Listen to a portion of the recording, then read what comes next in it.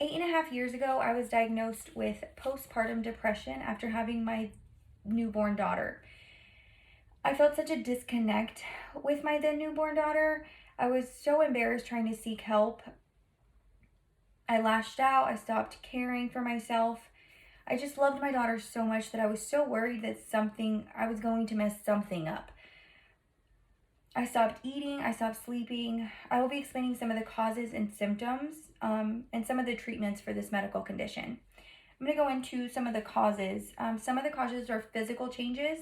Obviously, women experience changes to their body, which can also result in postpartum depression if you're not expecting or knowing what to expect, I guess, on what you're going to look like afterwards. Um, Drop in estrogen and progesterone has also been linked to postpartum depression.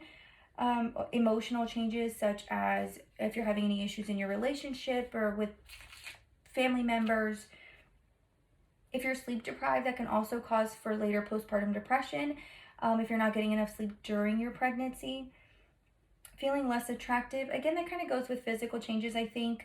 As your body changes, you kind of feel less attractive in some ways because your body just looks a little different.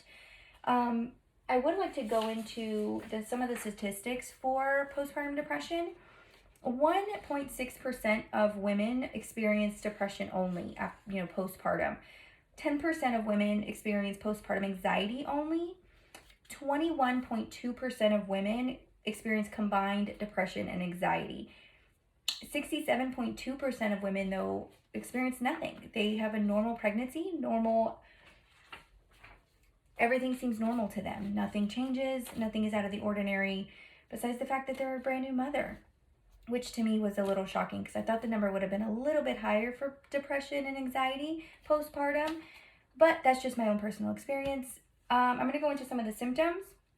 Depressed moods, excessive crying, withdrawing from family and friends, loss of appetite or eating, fear that you're not going to be a good mother, inability to sleep, severe anxiety and panic attacks, loss of energy, obviously in some severe cases, recurrent thoughts of death or suicide. These are really big, especially if in the severe cases. You can pick up a brochure from your OBGYN office.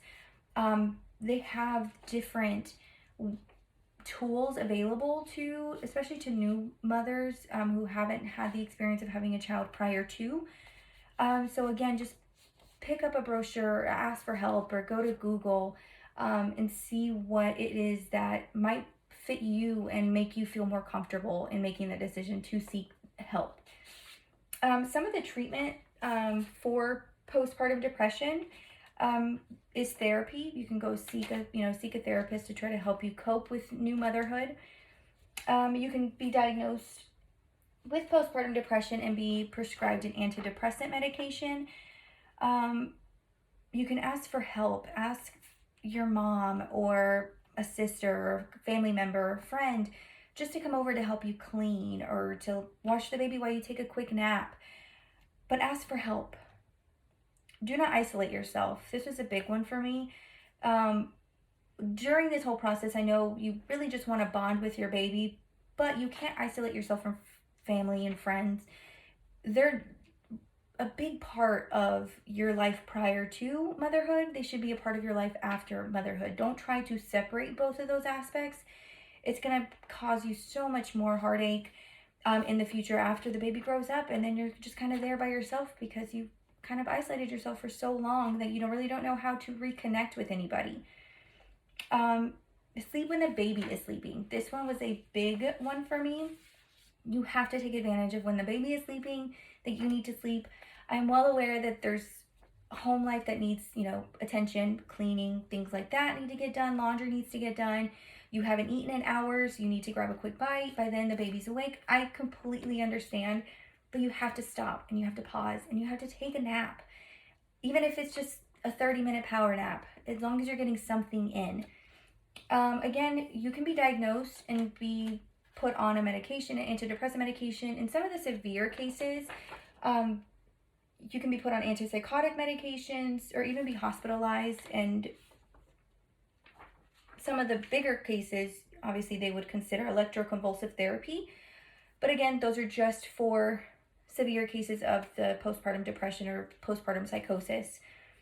I've explained the causes, symptoms, and treatments for postpartum depression.